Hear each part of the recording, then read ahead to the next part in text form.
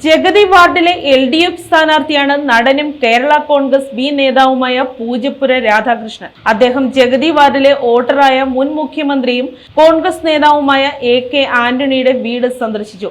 കൂടാതെ BJP ശാസ്തമംഗലം വാർഡിലെ സ്ഥാനാർത്ഥിയായ ശ്രീലേഖയുടെ വീട്ടിലും അദ്ദേഹം സന്ദർശനം നടത്തി.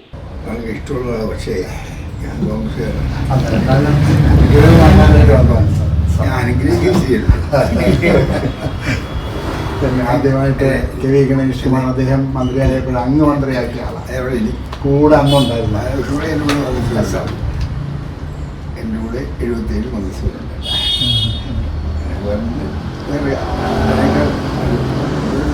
കുടുംബമായിട്ട് എടുക്കുന്നുണ്ട്, അതിനുള്ള ഭാര്യയായിട്ട് എടുക്കുന്നുണ്ട്.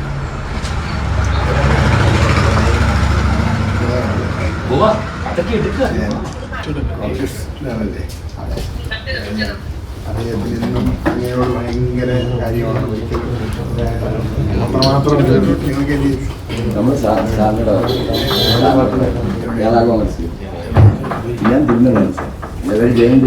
ഞാൻ കേരള കോൺഗ്രസ് എവിടെ സ്നേഹം എനിക്ക് കിട്ടുന്നത് എന്തെങ്കിലും